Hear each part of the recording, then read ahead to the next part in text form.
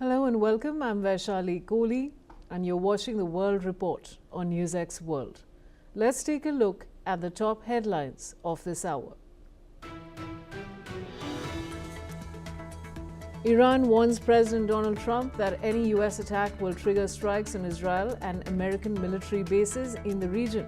The warning comes as Trump signals support for Iranian protesters and Israel remains on high alert. Meanwhile, Iranian authorities step up their crackdown on mass anti-government protests, with the Revolutionary Guards blaming terrorists for the unrest. Reports say more than 115 people are dead, hospitals are overwhelmed, and internet access has been cut for over 60 hours. Voters in Myanmar take part in the second phase of a military-run election that critics say is designed to formalize junta rule. The country remains gripped by civil war since the 2021 coup that detained Aung San Suu Kyi and ousted the elected government. In Minneapolis, tens of thousands turn out to protest and police arrest at least 29 people over the fatal shooting of 37-year-old Renee Nicole Good by an ICE agent. One officer is injured after being hit by ICE as demonstrators clash with police over U.S. immigration enforcement. A Ukrainian drone attack kills a woman and damages homes and buildings in Russia's southern city of Voronezh. Local officials say Kyiv says the strikes target Russian military sites in response to Moscow's continued attacks on Ukraine. The U.S. and partner forces carry out large-scale airstrikes on Islamic State targets in Syria after a deadly attack on American troops last month. The Pentagon says the operation aims to crush IS threats and protect U.S. and allied forces in the region. U.S. Secretary of State Marco Rubio speaks by phone with Israeli Prime Minister Benjamin Netanyahu, confirms a U.S. official. Reports say the talks focus on Gaza, Syria and Iran's growing anti-government protests.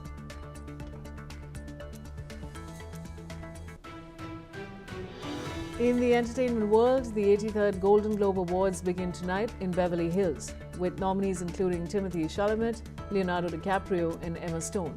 Comedian Nikki Glaser returns as host for a second year after making history with her solo debut into 2025.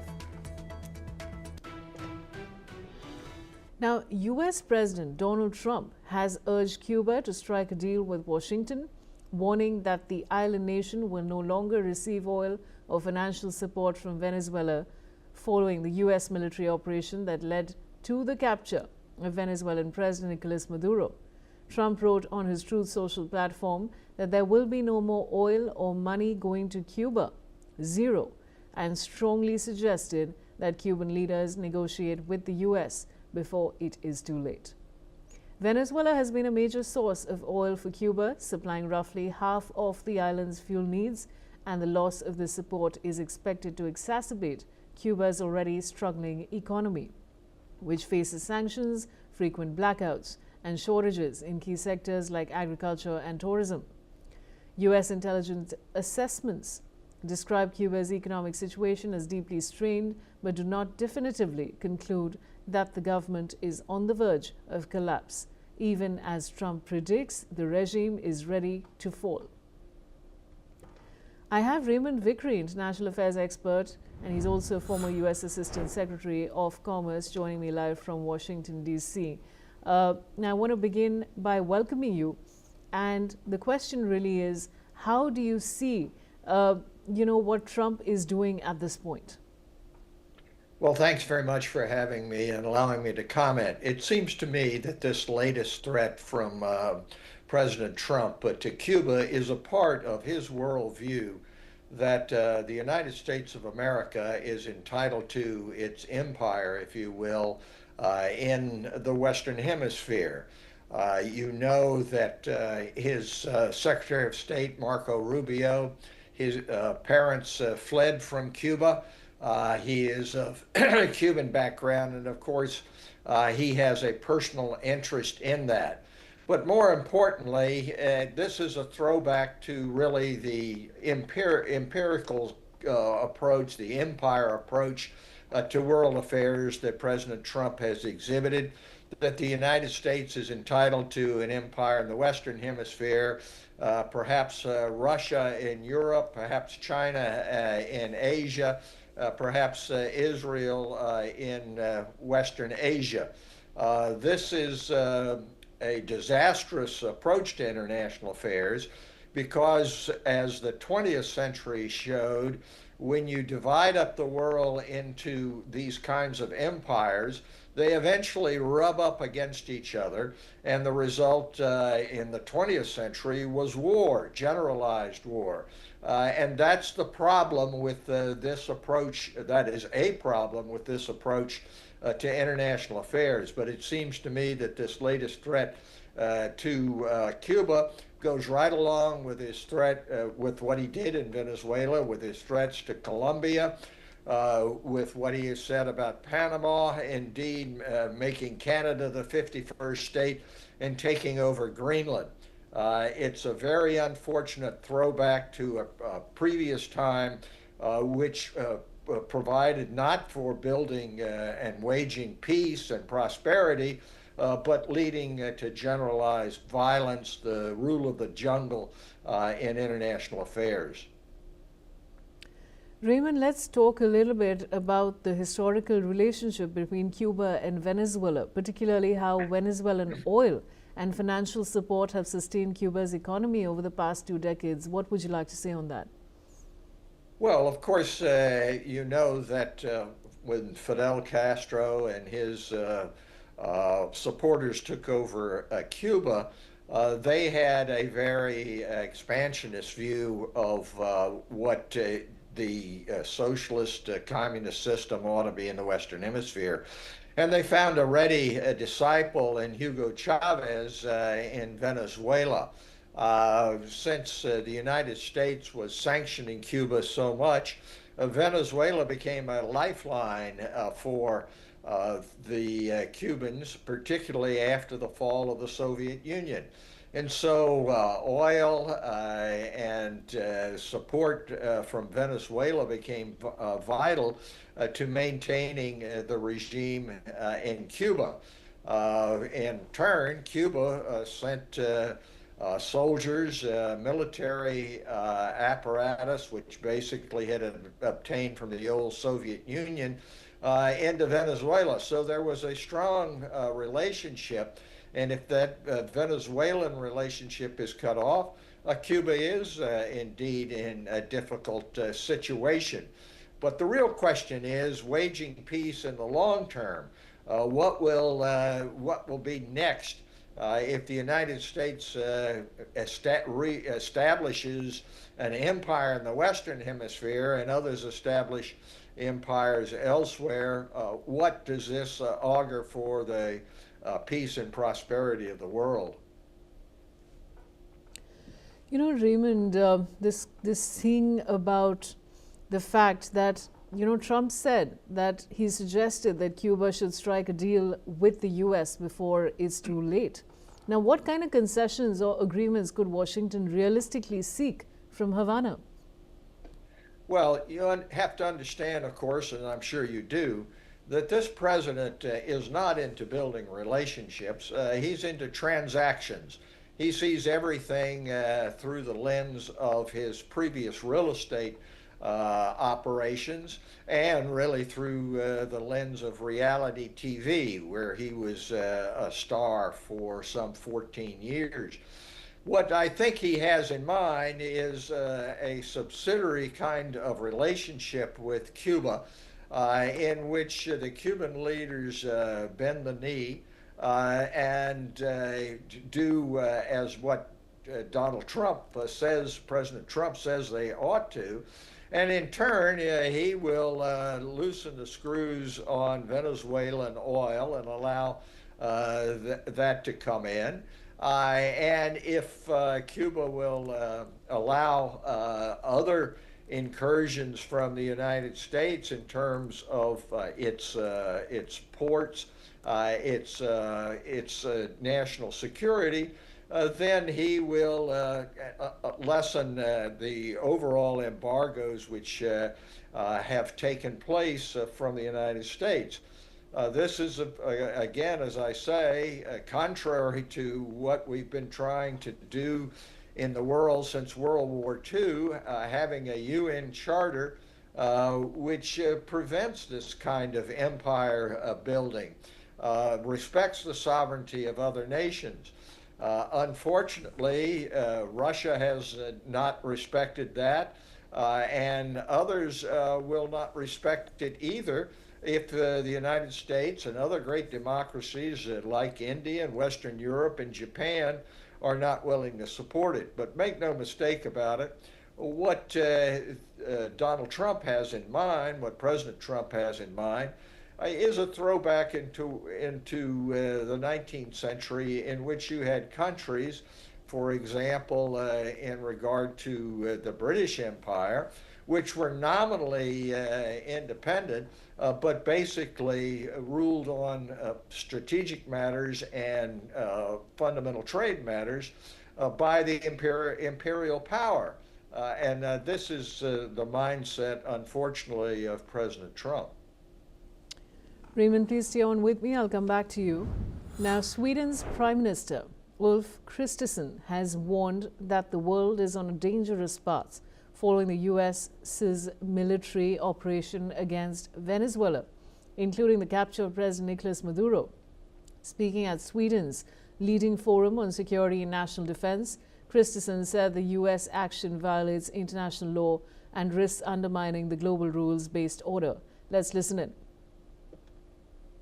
USAs militära angrepp mot Venezuela ledde till att president Maduro nu står inför rätta. Han var ingen legitim ledare av sitt land. Väldigt få kommer sakna honom vid makten. Men det bryter likväl mot folkrätten och det riskerar att uppmuntra fler länder att agera precis likadant och se på världen på samma sätt. Ryssland bevisar redan att de inte ser Ukraina som ett eget land utan som en del av deras intressesfär. Kina markerar allt oftare att de är beredda att ta Taiwan även med våld. Det här är en farlig väg att slå in på. Den amerikanska administrationens hotfulla retorik mot Danmark och Grönland möts samtidigt och med rätta av mycket skarp kritik. Sverige, Norden, de baltiska staterna och flera stora länder i Europa står gemensamt upp för våra danska vänner.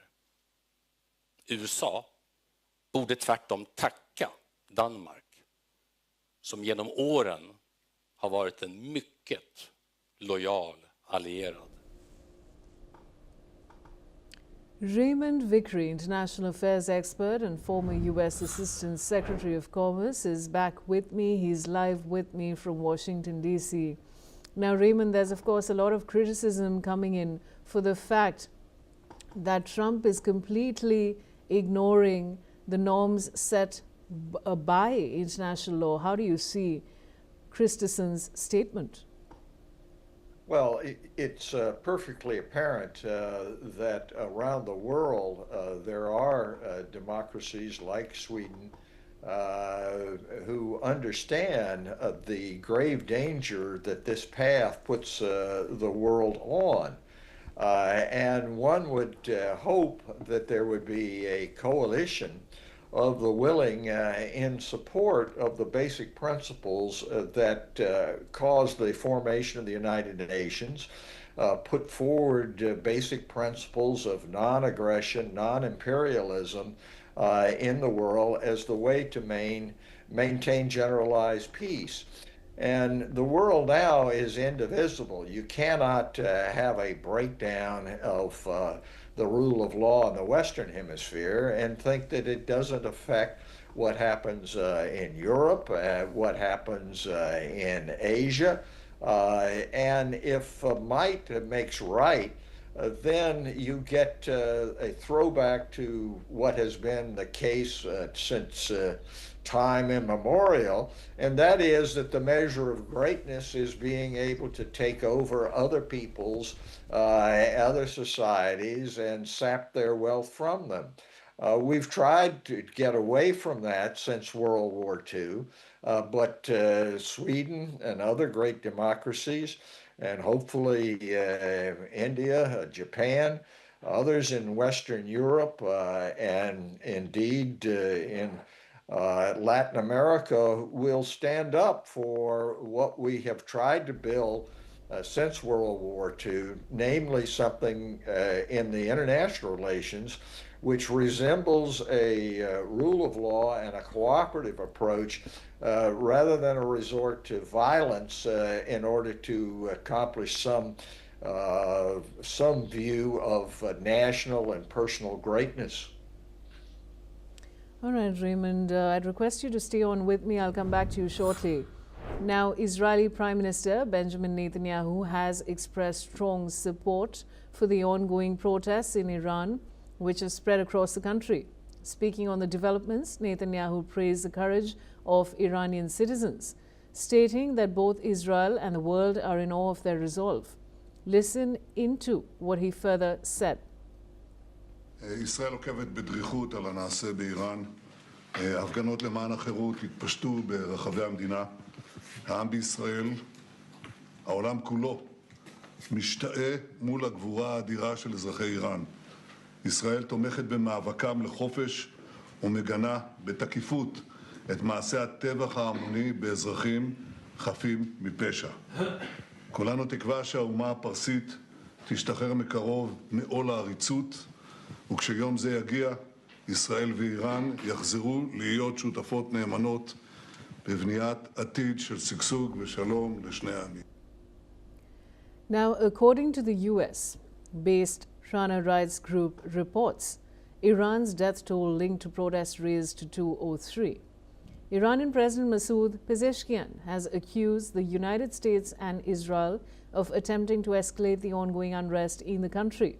Speaking on the economic roots of the protests, Pezeshkian pointed to these nations, referring to them as the same people that struck this country. He emphasized that the protests, sparked by rising living costs and a shutdown in Tehran's bazaar, were being fueled externally. The president assured that the government had heard the concerns of shopkeepers and vowed to resolve their issues by any means necessary. Listen in to what he said. دشمن به هر حال اون جنگ 12 روزه قصد و ارادش این بود که کشور ما رو و مملکت ما رو با آشوب به اصطلاح مواجه بکنه. الان هم داره در رابطه با بحث‌های اقتصادی و مداخلاتی که ما داریم می‌کنیم میخواد این ناآرامی‌ها رو تشدید بکنه. I have Mark Sutherland, geopolitical commentator, joining me live from London. Now, Mark, how do you see this development? Well, Charlie, good to be with you. We are seeing scenes on the streets of Iran. They are coming out, and people are also using Starlink, so praise God for that. The issue is this, is that Iranian citizens are being shot on the street of Iran. That is what's going on. The regime is actually shooting on its own people. What do I think of what that gentleman has just said when they say it's economic? Well, there are water shortages in Tehran. There are a lot of other shortages. The Iranian currency, I think it's over a million rial to $1, where in 1979 it was 70 rial to $1.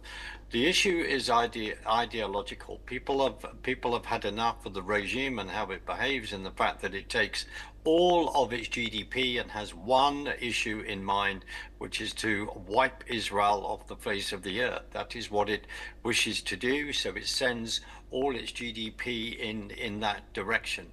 And because I don't speak the language that the individual was then speaking on, I can't totally see all the words he said. But in referring to where he's turning around and saying, well, we'll go back to the people that are running the bazaars, we'll go back there economically, we hear that. frankly, this is a contributor to what we are then seeing. People, as I said, without sounding repetitive, people have had enough. There have been uprisings considerably for a number of years. At a certain point, there gets so far. We remember the one in 2009 under the Obama regime, administration rather, sorry, in America. But people greater than me are making this comment. People have had enough, and they are very bravely coming onto the street. Remember the assets and how rich this country is culturally, mineral-wise, etc.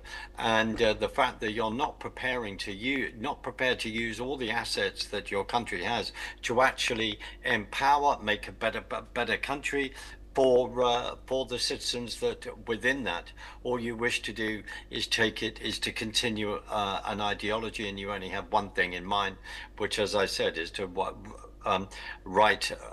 wipe Israel off the face of the earth, plus all the other things that sadly the Iranian regime gets up to in regard to arming Hamas, Hezbollah, the Houthis, etc., and then having various sleeper cells around the world to then push through that ideology. And as I say, people don't believe me, go and do the research, and the evidence is there. The one thing in this situation is that we need all the information that we can get, and the brave people of Iran, in my humble opinion, need our support. And as we're seeing on the streets of London, which was reflected yesterday when someone climbed onto the balcony outside the Iranian regime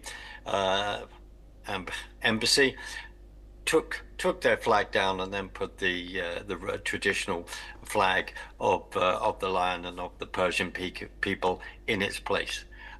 We are potentially at a profound historic moment that has huge ramifications around the world, and that is what we are watching. But when innocent people are being fired upon on the street, I've seen some of those pictures, I'm sure so have you and many others. This is an outrage, and also going into hospitals, then dragging people out, finding people that have been protesting, and some of those, of course, severely injured. Some people have even said we could, on the 31 regions within Iran, we could have seen at least 2,000 people being killed. These are the comments that are being mooted out there. Bashali. Mark, stay on with me. I'll come back to you. Now, meanwhile, in Istanbul, a protest march has been broken up by police outside the Iranian consulate, where people have gathered to voice their outrage against the internet outage in Iran. Protesters were seen carrying pre-1979 Iranian flags, which have become something of a symbol to represent this wave of public outcry at the Ayatollah regime in Iran. Let's listen in to what some of the protesters in Istanbul had to say. İnternetin kapatılmasıyla insanların sesi duyulmasın, yaşananlar görülmesin isteniyor. Ama sokaklarda itiraz eden insanlar var. Haklarını, yaşamalarını ve geleceklerini savunan insanlar var. Halk susturulmak isteniyor. Korkuyla evlerde kapatılmak isteniyor. Arkadaşların İran sınırı, Azerbaycan sınırına yakın, Türkiye sınırına yakın olan şehirlerde yaşayanlardan iletişime geçebildiklerini söylediler. Astara'da, Zulfa'da, Şot diye bir ufak şehirler bunlar. Bu iletişim sayesinde İransel operatörü vasıtasıyla iletişimini kurabildiklerini söylediler. Ben oradaki gergin durumla ilgili bilgi edinmek istiyordum. Dün itibariyle Astara'ya çıkış yapmışlar Tebriz'den, ama Tebriz'de gördükleri izlenim sokakların, caddelerin yangın etkisiyle bayağı bir siyahlıkların, dumanlıkların izlenimlerini tespit etmişler. Çok endişeli olunacak, hani insan kaybı açısından bir sıkıntının olmayacağını bizlerle paylaştılar. Bu protestoların bence susabileceği anlamına gelmez geçmişte bastırmaları. Çünkü şu anki aşamada artık insanların farklı kesimde, özellikle bizim Z kuşağı adlandırdığımız genç insanlarımız, hiçbir bağı Molla rejimiyle olmadığından dolayı, üstelik var olan geçimsizlik, yani insanların hakikaten bütün kesimler, devlet dairelerinde çalışanlar bile artık bizle irtibattalar ve bu kökünden değişilmesi. Destek görmüyoruz maalesef Türk devletinden. Yani diğer ülkelerde polis eşliğinde İranlılar sesini dünyaya duyurdu. Ama biz maalesef İran halkı Türkiye'de hep sesimiz bastırılıyor İran gibi. Bu konuda çok kalbimiz kırılıyor devletten maalesef. Ülkemde orada vatandaşlarım, gençlerim yapayalnız, boş elle, sıcak kurşunlar önünde evden çıktığında vasiyetlerini yazıp çıkıyorlar. Anneleri onların alnlarından öpüp uğruyorlar. Başında ya ölüm var, kurşunla ölüm var, ya idam var, ya işkence var hapislerde. Bunu bilerek boş elle çıkıyorlar. Bunu İsrail-Amerika atlanması çok zorumuza gidiyor. Vatandaşlarım orada rehin alınmış gibi. Burada kendimizi çok kötü hissediyoruz. Çünkü karşımızda gerçekten katil bir hükümet var. Yani onlardan haber almamak bizi çok stresli yapıyor, çok boğuluyoruz ama biz bunu her şeyi göze aldık bu defa. Now, the Syrian government forces have reportedly evacuated over 400 Kurdish fighters from Aleppo's last district under their control. At the same time, around 300 Kurds, including security personnel, were detained and taken to Syrian detention centers. The evacuations took place from Sheikh Maqsoud, the neighborhood that fell to government forces after days of fighting. Video footage from the area saw buses and ambulances carrying men under military escort and heading to northeastern Syria, which is the Kurds' de facto autonomous zone. The ceasefire followed stalled negotiations on integrating Kurdish forces into the Syrian government, and it was mediated by international parties. Earlier, the Syrian army seized Aleppo's other Kurdish-held district, Ashrafia, as part of the push to regain full control of the city. According to local authorities, the fighting has killed at least 21 civilians and displaced over 150,000 residents. Aleppo airport remains closed as authorities continue to secure the city and process the evacuated fighters. Former UK ambassador to the US, Peter Mandelson, has issued an apology to the victims of Jeffrey Epstein. He's also stated that he would only apologize for his connections if he had known about Epstein's criminal activities at the time or if he had been complicit. Let's listen in. I want to apologize to those women for a system that refused to hear their voices and did not give them the protection they were entitled to expect. That system gave him protection and not them. If I had known, if I was in any way complicit or culpable, of course I would apologize. When I was with him, when I was in his homes, that would give me any reason to suspect what this evil monster was doing in preying on these young women. Do you really think that if I knew what was going on and what he was doing with and to these vulnerable young women, that I'd have just sat back? Mandelson was dismissed from his position last year after emails surfaced, which revealed a closer relationship with Epstein than he had ever previously acknowledged. In the emails, Mandelson referred to Epstein as quote-unquote, my best pal, and even advised him on seeking early release from jail. Meanwhile, the Department of Justice has come under increasing scrutiny for its handling of the Epstein case. In a recent court filing, it was revealed that only a fraction of the Epstein files, that is less than 1%, have been released to the public. The release has been delayed repeatedly, despite a federal law requiring most of the documents to be made public by December 19 last month. Moreover, Senate Minority Leader Chuck Schumer has also criticized the Trump administration's Justice Department, noting that the released files were heavily redacted and lacked crucial information, particularly regarding the alleged co-conspirators of Epstein. I have Raymond Vickery, international affairs expert and former U.S. Assistant Secretary of Commerce, joining me live from Washington. Raymond, of course, a lot of controversy around the Epstein files. What would you like to say on what we've just shared with our viewers? Well, thanks very much for allowing me to comment on this. It seems to me that this latest pronouncement by the former ambassador from the UK to the United States emphasizes once again that what is happening under President Trump is not limited to the international sphere. That is, the breakdown of the rule of law, the principles of democracy is very much happening here in the United States. The Congress of the United States, as you indicate, passed a law that said everything had to be revealed by December 19th, and that, of course, didn't happen. President Trump is corrupting and using the supposed Department of Justice, turning it into a department of retribution and injustice.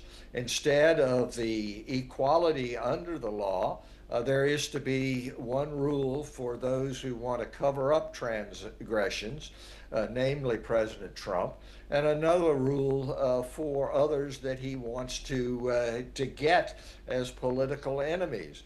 And so this is yet another reminder that the rule of law, the principles of democracy and human rights are inseparable in terms of domestic and international affairs, and it behooves people who are committed to democracy and rule of law to take action. I believe that help is on the way in the United States in the form of the midterm elections this year, and I have every hope and prospect that we will return to a path of democracy and rule of law instead of heading the other way.